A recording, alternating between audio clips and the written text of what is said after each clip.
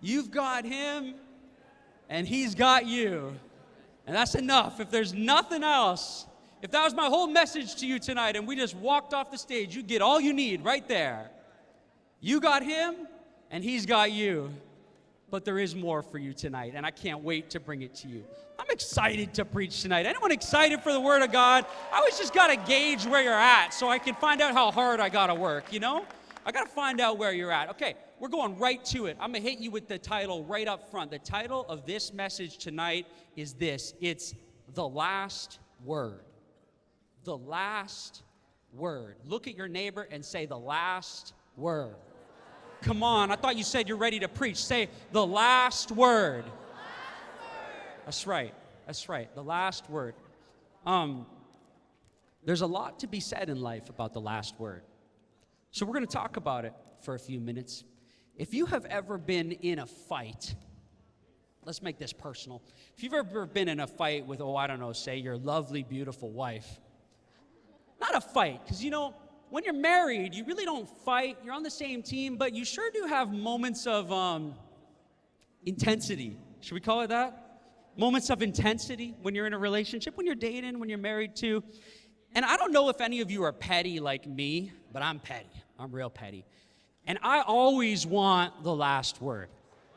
So, if we're having a heated discussion, a moment of intensity, we just really getting loud and all that stuff, I'll walk out and she'll say something. I'll be like, I'll go open that door and get my last word in. I don't know what it is, right?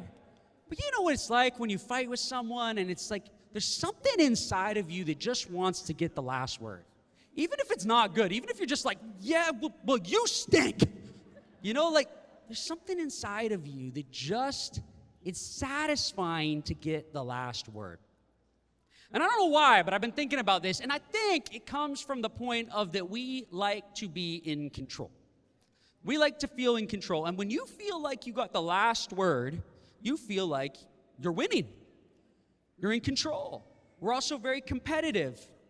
Is there anyone in the room, and if you're with them, just look straight at me. Don't look to your neighbor. Is there anyone in the room who has a friend who's a one-upper? You know what a one-upper is? You know what a one-upper is? Just look straight right now. No eye contact with anyone next to you.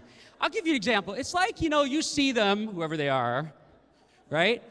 And you say, hey, man, I just got back. I had this great trip in Algonquin Park, and I was camping, and it was beautiful. And they're like, oh, really? That's nice. I just got back from Hawaii on the beach on a yacht, and I went sailing. But how was your tent? Was that nice? Like, did you enjoy the tent? Was that good? You know what I'm talking about? The one-uppers? It's like, just let me say my story and be happy for me. Like, I don't need to know about Hawaii. I thought Algonquin was great. Now I think it's trash. Like, don't always be a one-upper. But see, our human nature is that we're competitive, that we want to be in control. And really, truthfully, don't judge that person because it really comes from an inner insecurity that they have. That they got to do that, right, to make themselves feel secure. So you really shouldn't judge them because they're just working through stuff with their Hawaii stories. But the point that I'm trying to make to you is that we always want to have the final say. We always have this desire inside to have the last word in every situation. I had a situation in my life. If you've been coming to the river for a long time, I've shared this once or twice, so you may have heard it, but if not, you're going to hear it tonight. The place you're at right now, Canada Christian College, we moved into this building in 2018. So what's that, 5 years ago. And before that, for 25 years, we were at Don Mills in Eglinton in Toronto. Any of my Toronto people, where you at, Toronto people? Put your hands up. Is Eglinton Avenue still working on herself? Is she complete yet? Or is she there? Never stop working on yourself like Eglinton Avenue. That's what I always say, that subway. If you live there, you know what I'm saying. Anyways, that's where we were for 25 years, and the college had this big endeavor to up and move from North York, Toronto, to move to Whitby. I'm sure glad we did, because God's been doing some great things out here. Amen? Amen. But it was a big job. And if you know anything about working in ministry, your title don't mean a thing, okay? Like, you might get one title, you do everything. Don't you think, oh, pastor, he just sits in an office and studies. Yeah, right. Okay, in ministry, you just do what needs to get done. So the night before the campus sold, the old campus, and we moved to this new one, we had to have the whole place empty. So you could have been an accountant, you could have been a pastor, you were now a mover. That was your title. And that was what you did. So it's 11:30 p.m. at night, and we are on the very last push to move. This is on a Sunday night we're working, guys. This is what ministry's like. And it's almost midnight, and me and my friend Andrew, we were just going through the place and doing a final inspection to make sure it was all empty. We didn't forget anything, not going to get a fine the next day or anything like that. And we see this big old glass wall. It's like 8 feet long by about 4 feet high. It's truly like a glass panel, like a wall. And it was hidden behind a door, so nobody saw it. And we're like, oh, I guess we got to move it. We said it would be vacant. So we picked this thing up, and it's heavy, guys. This is old. It's heavy. So I pick up the front of it. I got it like this. Andrew, my boy, is at the back, and he's got it. And we get all the way to the elevator, because we had an elevator. We're on the 5th floor of this building, the old campus. And we get there, and unfortunately, one of us, it slips, and we drop it. And the glass, I'm in the front like this, carrying it, right here. So the glass is in my right hand, like you see. And it hits the ground, and this whole glass wall shatters. And what I didn't know is it was old glass, probably from like the 60s or the 70s. Glass today is tempered, and it's encased. So if it shatters, you see that big shatter mark, but it generally stays together. This was not tempered glass. This was thick, solid glass, and it shattered. And it made this big crash and this big noise. And I looked down after it shattered at my hand, and I had this cut on my hand. And I was like, oh, man, I got a cut on my hand. Now this is inconvenient. And I looked back at my friend Andrew, and he was as white as a piece of paper. And I'm like, why is he looking like that? And then I looked down, and I'm in like an 8-foot puddle of blood. And my right leg from here down, everything but the bone, y'all, was just gone. I won't give you the rest of the details, but it was gnarly, as a surfer would say. It was nasty. Tendons severed, all of them. Boom, I see the blood, I'm gone. That's it, okay? Your pastor's not that tough. I'm gone. They rushed me to a hospital. It's pretty serious. Can't wait on an ambulance. I'm losing so much blood. I get to the hospital. They get me in. I don't know, I'm in and out of consciousness. And they operate on me to try to contain the bleeding and save my life. And they do, and I get a good doctor, and he does 155 stitches on my lower right leg, and I'm awake for most of it, which wasn't fun. And my wife Lindsay was there watching the whole thing, like inspecting the guy as he did it, like a good wife. And at the end, he says, okay, I'm all done. And I start to ask him some questions, and I'm loopy. I'm not really in it. And I'm like, well, what does this mean? Like, how long will my recovery be? I play a lot of sports. I really want to get back to sports. And he goes, son, no, you don't understand. You're never playing sports again. He says, in fact, you will be very fortunate if you ever walk again. He said, everything in there is gone. I just stitched you up. I couldn't repair the tendons. They're all cut. And he stitched me up with the tendons still severed inside of my leg. And he said, yeah, you're never going to walk, at least without extreme limp ever again, even when these recover. Guys, that word that I received in that moment crushed me.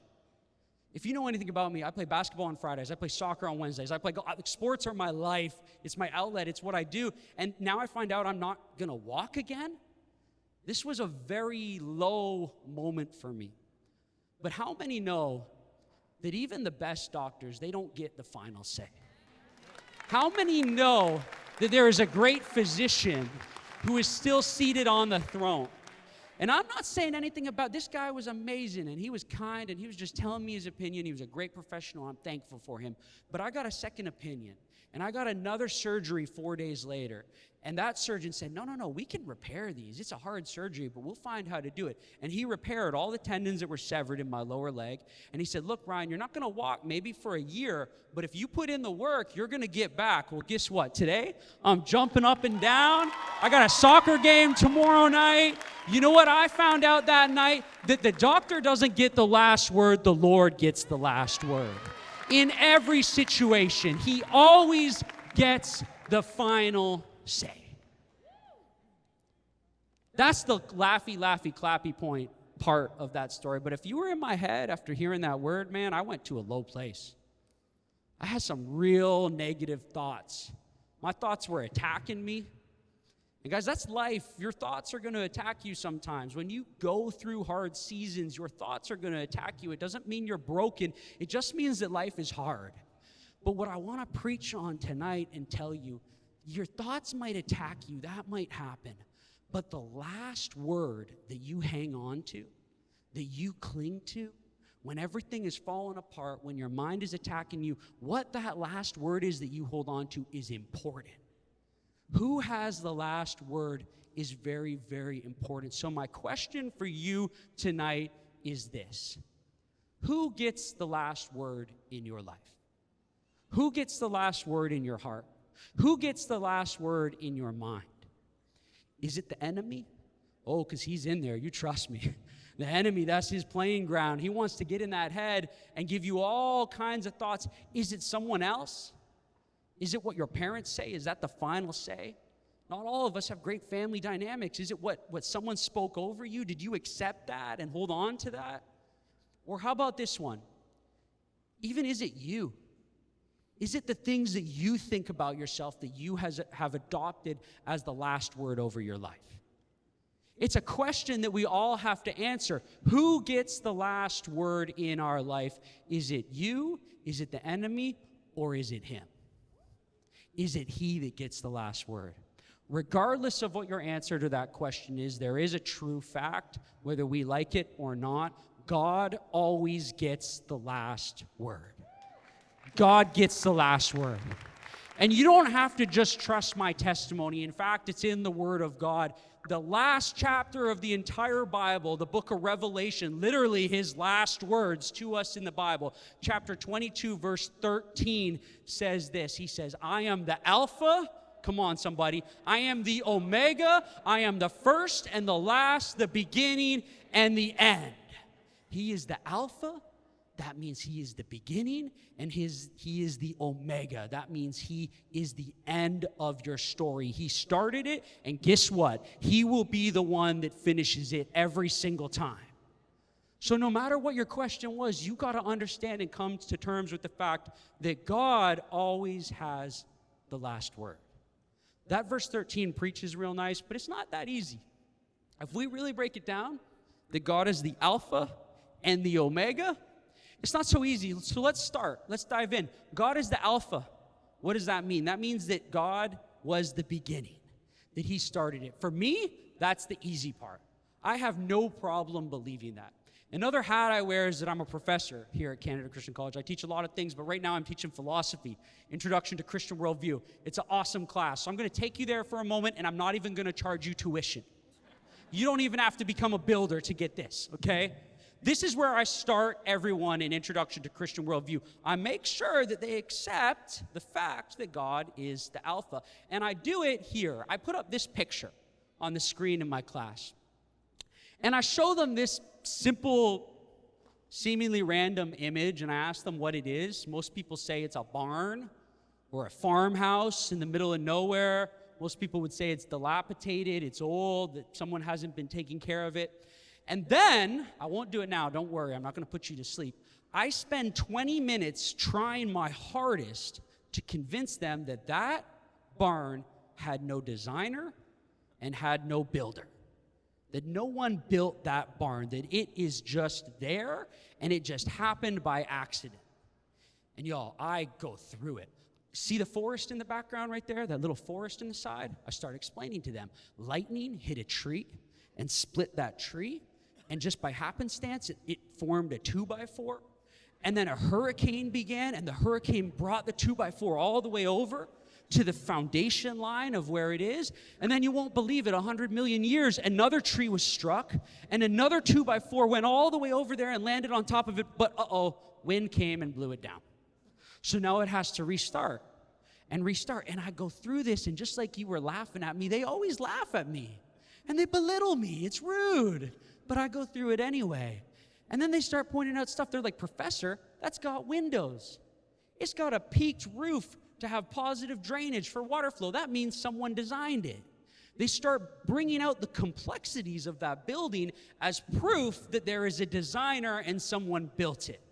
Do you know how complex you are versus that old, nasty, dilapidated barn? And this world wants you to believe that you came out of nothing and that there was no designer, that no one designed any of this and it just happened? That's hard to believe. I don't have that kind of faith, guys. I really don't. So for me, this God is the alpha stuff, that's easy. That's light work. I know. I go outside, and I see nature. I see God all over it. Do you know that your human DNA in your body, if it was printed on a sheet of paper, a really, really long sheet of paper, that paper would go all the way to the moon and back just with the DNA in your body? And if there is one minute change to that, you look different, you think different, you act different. That is so much more complex than a nasty old barn that you saw up on the screen. Yet this world would have you believe today that God is not the alpha, that it just happened. Okay, so I'll park there. I think you're with me. God is the alpha. That's the easy part. The harder part, what I came to preach to you on tonight, is that God is not just the alpha, God is the omega. He is not just the beginning of your story, my friends. He is the end. He always has the final say in our lives. God, being the omega, means that in every circumstance, in every situation, in every storm that you go through, in every trial that you are in, he is the one that gets the last word. Always. And the best part, if that doesn't get you excited, is this, that he is good, and he is for you, and he is not against you, and if you will wait to see how he is going to use it, he will bless you and work it for your good. Does that not get you excited, River? Come on. You can still praise the Lord while the preaching's going on. I won't tell your pastor on Sunday. I'll tell him you behaved, okay? You don't have to behave here. This is different. You can praise him during the sermon. Hear me when I say this. The devil cannot destroy the promises of God on your life. He can't. He's absolutely powerless to destroy the promises of God on your life. And some of you were clapping, but some of you, you've been living your life and you go, Pastor, I don't know. I'm not so sure. I've been feeling it. What you got to get tonight is that he cannot stop the promises. He can only do this. He can discourage. He can deceive. And he can try to distract you enough that you don't see it. He can discourage, he can deceive, and he can distract. But this message tonight is for the discouraged people. You don't have to put your hand up because I won't put you on the spot like that. I wouldn't do it. But I'll open up to you. I don't mind. This last week, I was very discouraged. I was working through some stuff, and I was discouraged. You don't think pastors get discouraged? We do. We're not perfect people. I was discouraged this week. When you are discouraged, that is when the enemy comes in and tries to do his work. He doesn't do it when you're up on the mountaintop of faith right here with your hands raised high. No. When you're discouraged at 2 a.m. at night, thinking about how everything's going to go wrong, going through your worst-case scenarios, that's when he comes for you. Because when the wound is open, it's susceptible to infection. And he knows that. After God has healed it and it's a scar, it's not. But when the wound is open, he knows he can come in, and that is so often our weakest point. But you got to remember in that season that God will never allow the devil to destroy the promises that he has spoken on your life. Never. He won't. So, what the devil tries to get you to do, this is important, what the devil tries to get you to do in that discouraging season is this. He tries to get you to label it.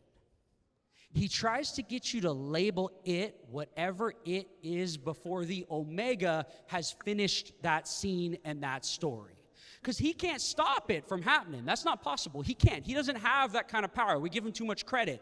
So he just wants, when you're discouraged, for you to slap a label on it and to believe that it's done. That the last word has been spoken and that's done.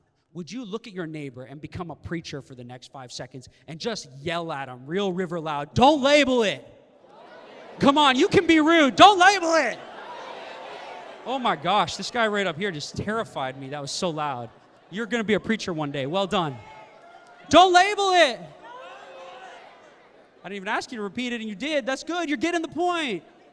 Don't label it. I got a prop. Can someone bring out my prop? Give it up for Jesse. This is a high-stress situation for him.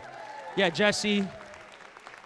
This is my prop, and you are going, what the heck is that right now? You have no clue what that thing is. You're going, what the... Thank you, Jesse. That was excellent work.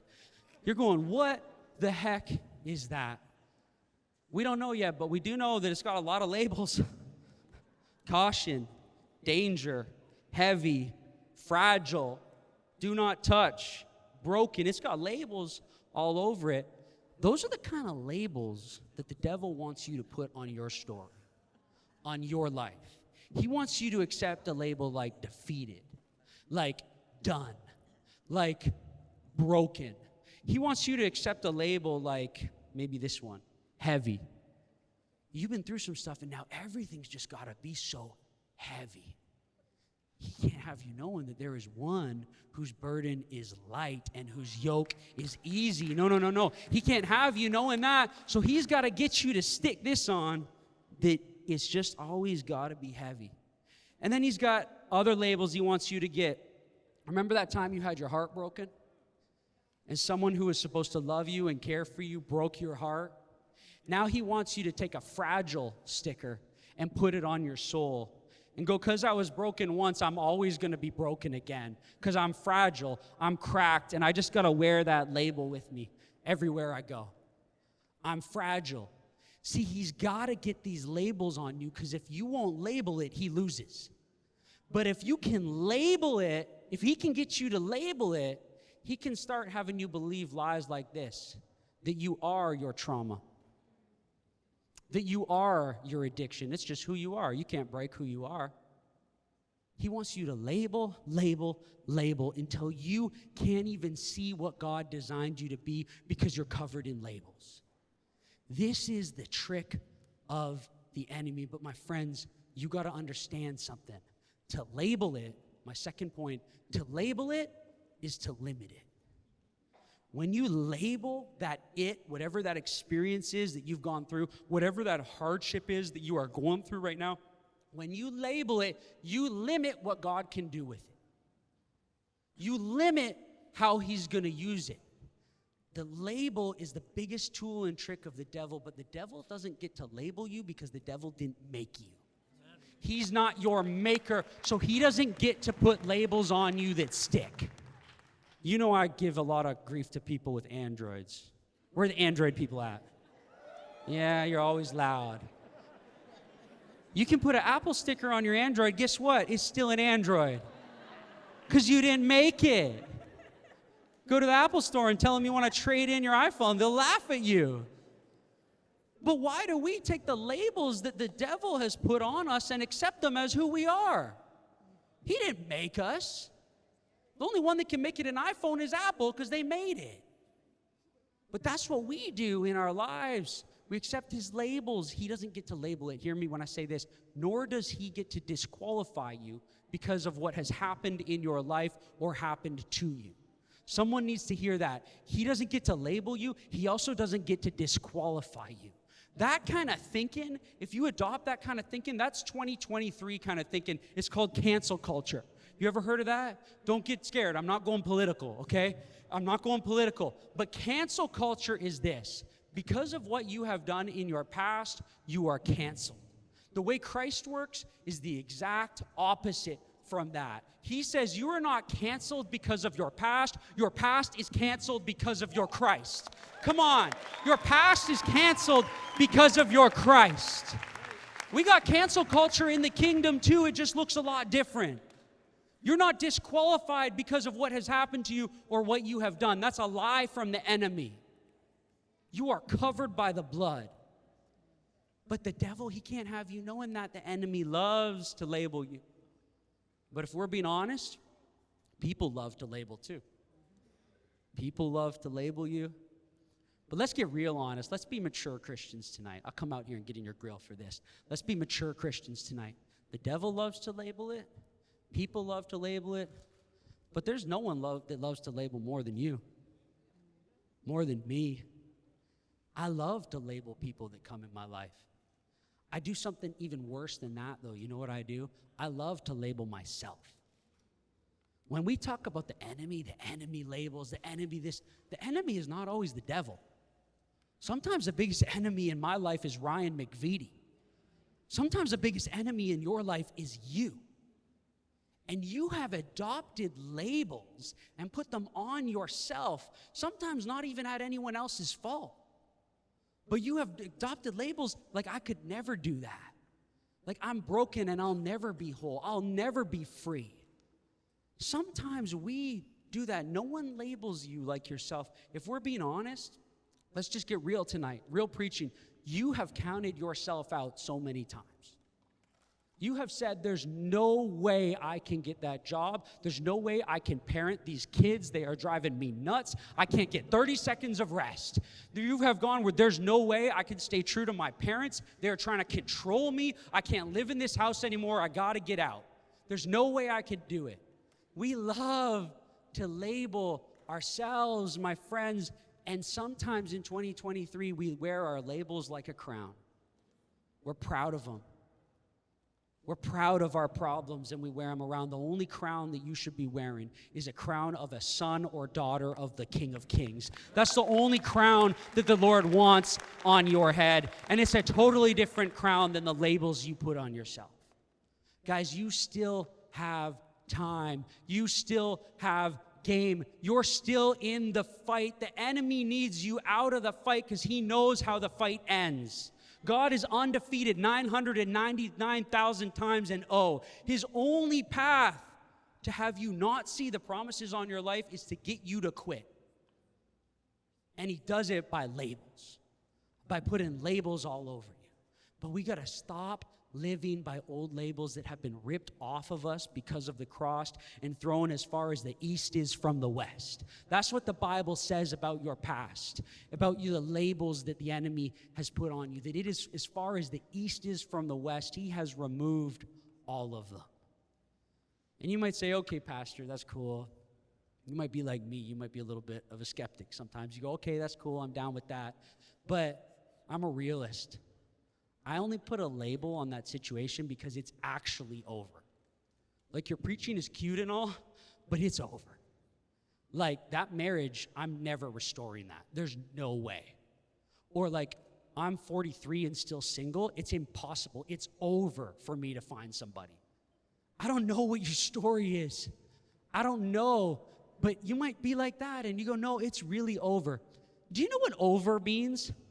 I looked it up and I studied it. Over, the best definition I could get, it means that there is no time left. Let me ask you a question. Did you create time? Do you get to decide how much time is left, or does God get to decide how much time is left? You think it's over because there's no time. He holds time in the palm of his hand.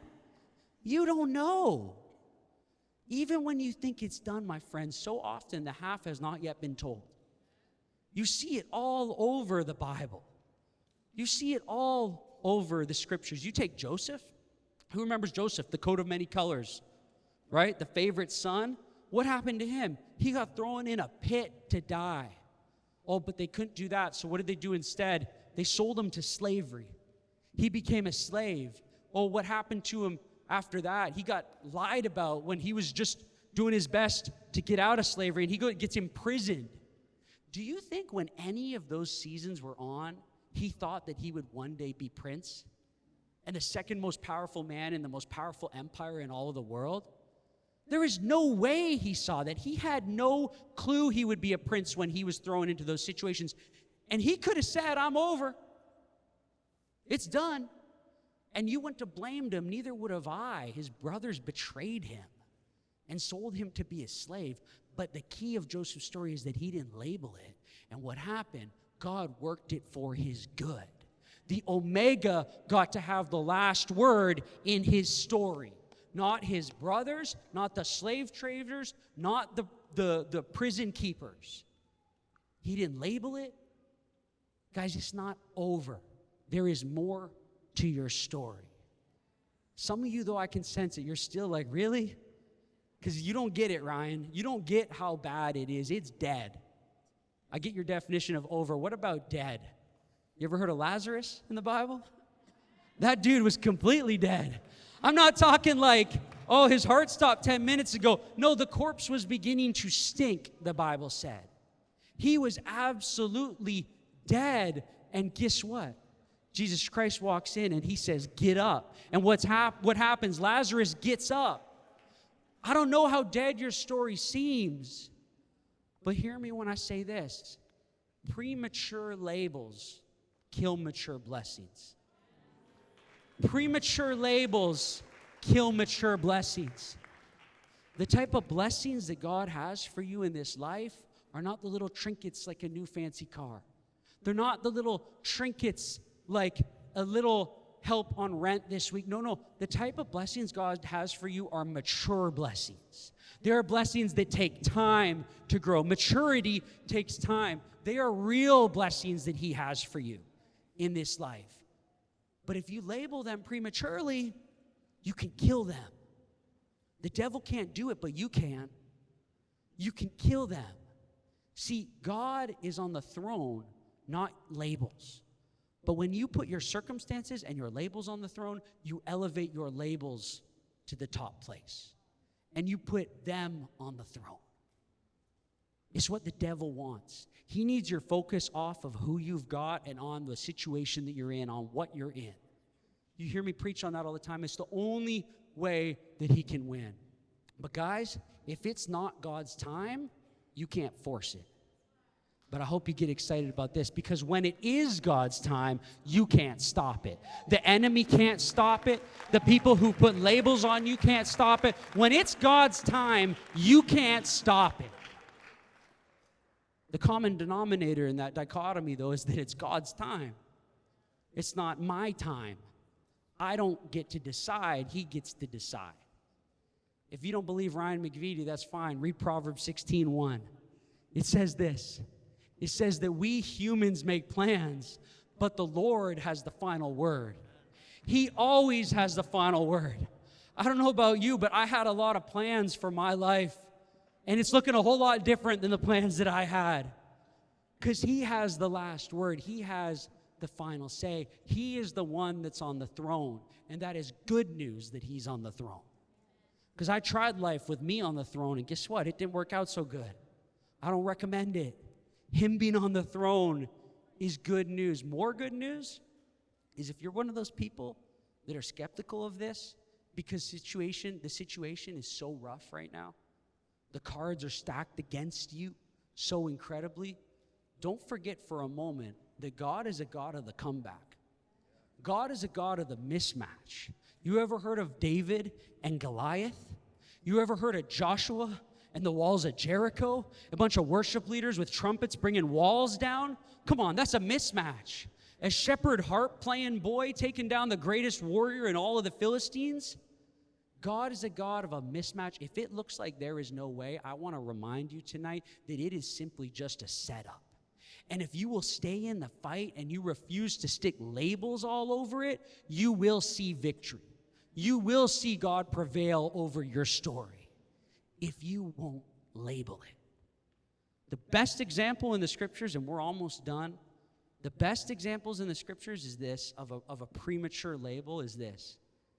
The best example is the devil viewing the cross as victory. You got to understand, on Friday, when Christ went up on the cross, the devil and his demons were partying. They viewed the cross as the greatest symbol of victory ever. They have killed and defeated the Son of God. What more could the enemy and the devil ever want? But guess what? That label was premature, because it was Friday, but Sunday was coming. Sunday was on the way. Yeah, while the devil and his demons were partying down there in hell about Friday, God swooped down, stole the keys to death, hell, and the grave, and robbed the grave forever on Sunday. And you know how that happened? Because they prematurely labeled it. But guess what? Satan, the enemy, is not the Omega. He didn't get the last word over Christ, and he won't get the last word over you. He won't get the last word over you. The Omega always has the last word. The first time that God said, "It is finished," in the Holy Scriptures was in Genesis chapter 2, verse 2. It was the sixth day after he built all the earth. He said, "It is finished."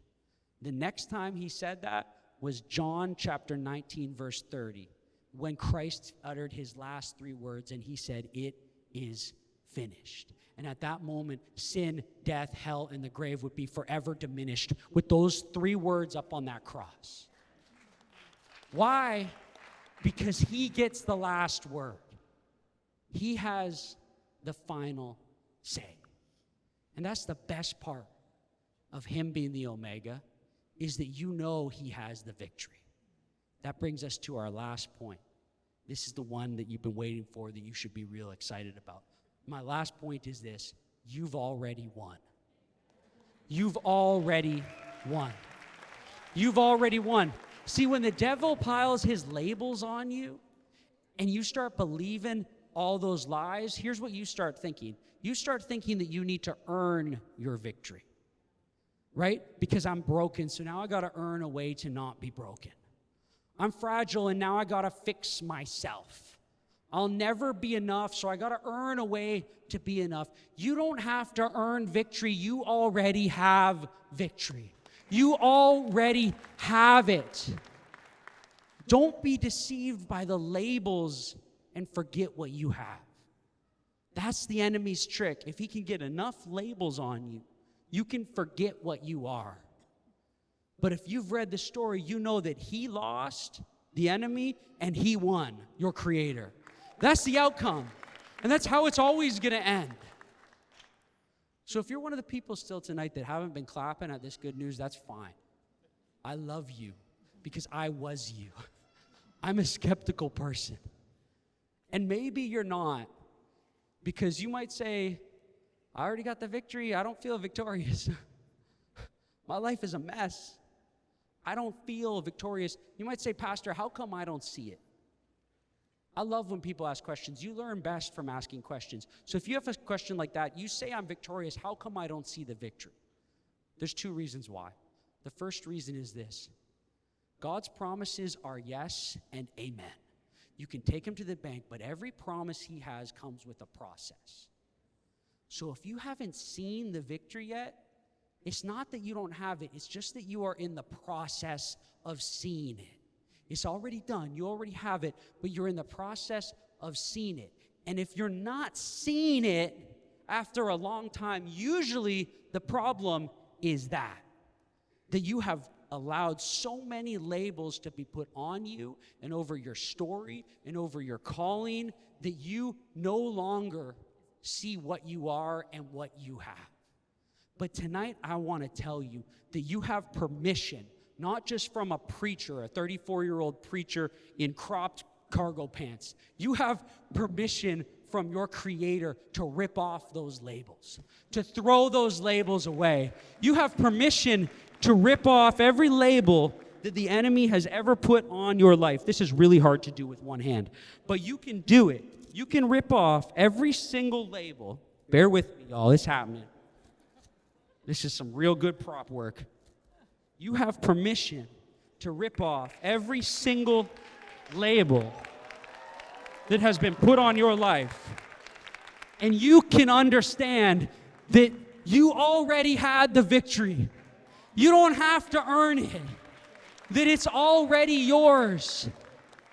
That those labels that you've been allowing to get put on your life are holding you back and holding you down and keeping you from your calling, but the devil can't stop your calling. Why? Because of this, 1 John chapter 4, verse 4. Why? Because you belong to God. You've already defeated the enemy. If you belong to God, the fight is already done. Christians, we got to get back to that. The fight is already done. You might be in the process. It doesn't mean it's always going to be easy, but the fight is already done. Why is this a trophy with a whole lot of danger tape on it, which is finally gone, thank God? Because a trophy signifies victory. You don't get a trophy unless you win. Well, it's 2023. Things have changed a little bit, but that's how it should be. You don't get a trophy unless you win.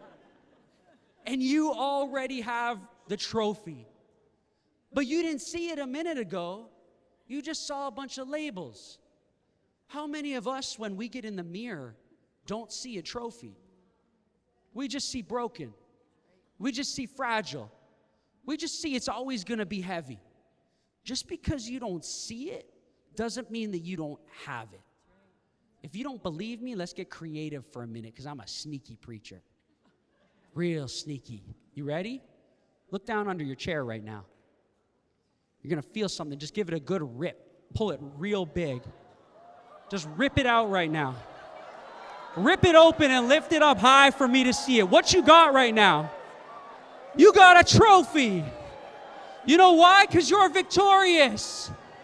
You didn't know you had it because it was underneath a whole bunch of stuff. But you had it the whole time.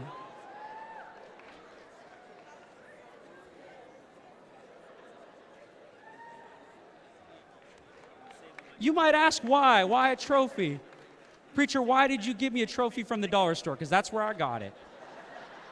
It ain't gold. It's going to last about a month. But for a month, you can put that thing on your desk. You can put that thing on your night table. And every time that enemy comes in and tries to put a label on you, you remind him, hey, you lost and I won because I belong to God. And I am victorious. Get under my feet where you belong, Satan. You can quote to him from the book of Luke. You can quote to him a Bible verse from Luke chapter 10, verse 19 that says this. It's going to come up on the screen. It says this, I have given you authority to trample. Somebody trample right now, even while you're sitting in your seat. Somebody just feel the devil under your feet right now. You have authority to trample on snakes and scorpions because that's all he is, to overcome all power of the enemy. Nothing will harm you. Why? Because it's already done. You already got the victory. It's already done. You don't pray for victory, you pray from victory. It's already done. That's cool. I'm glad that worked. I thought it would fail and be a dumpster fire. Last thing before we go to worship. You know now that you have the victory. You've been reminded of the victory. But if you're not careful, hear this warning, if you're not careful over the course of a life, premature labels can come in and cover you up so much that you don't see it. Premature labels can come in and make you forget that you hold the trophy, that you are victorious. And if you're not careful, they will harden your heart, and you will get to a point where you will start to clench your fist. And you might even get angry at your God. And you might start walking around with clenched fists. I have a son who's 17 months old. He is the apple of my eye. He's stinking awesome. He's here somewhere. Hopefully you'll see him later. His name's Maverick. He's an athlete, not an athlete, an athlete. He's athletic. He's great. He's learning sports right now. But a couple months ago, he had no idea how to catch. Great at throwing. Throw stuff in my head all the time. Great at throwing. No concept of catching. You'd throw something and it would just hit him. No concept. And I had to teach him, Mav, when your father is trying to give you something, you can't stand with this kind of posture. Or it's just going to hit you and bounce off of you, and you're not going to be able to receive it. Premature labels will get you up to a place where you start clenching your fist, and you don't even expect anything coming down from your father anymore. I had to teach my son that when I have a ball, you got to get a position that looks less like fist and more like faith. And now, when I have a ball and Maverick sees me, he just comes up to me. What if we had that kind of childlike faith?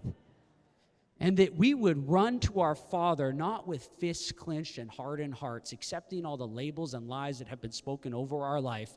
And we turned our fists into faith. And we lifted our hands up to the heavens from where our help comes from to the hills. And we just expected that something was coming. Because it is. You are victorious. But when your fists are clenched, you can't receive it. I just wonder what would happen if we could change our fists to faith. You got a chance to do that right now because we're not out of here. We get to worship a little more.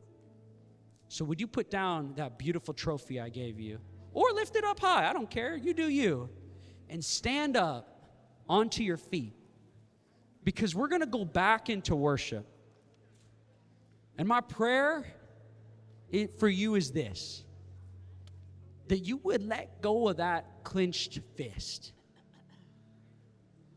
And I don't necessarily mean that you got to raise your hands to worship God. That's not what I mean. But it is sometimes symbolic of your heart. For years in worship, I wouldn't raise my hand. And you know why? I'll give you transparency. 2 reasons. One, I thought I wasn't real enough to do that. I was like, nah, the way I've been living, I can't raise my hands. I can't do that. Number 2, I was worried what people thought of me. I was worried what labels they would put on me if I lifted my hands in worship. They're going to think I'm some crazy Pentecostal. The Baptist people are laughing right now. But y'all, it's not Pentecostal, it's not Baptist, it's surrender. It's God, I'm done walking around with clenched fists. I'm done accepting the labels that the enemy is putting on me. So I want to encourage you tonight. In a minute, we're going to worship, and would you just open up your heart? Would you rip off those labels? You are enough because he says you are. You will be made whole because he promises it. In fact, he gives you double for all your trouble, if you will see it. You could have left here tonight, every single one of you, and never known that you had a trophy under your seat. Every now and then we need a reminder that we already have victory. You already have it. The manufacturer is the only one that gets to put a label on you. And it's not a cheap sticker. He etches it on your heart. It has been etched on your heart. The labels that you should be clinging to are ones like this, that you're a new creation, that you're a child of God, that you're an heir in his kingdom, that you are now a saint, that you are adopted into his family. How about this one? That you are free and free indeed, and nothing is going to hold you down anymore.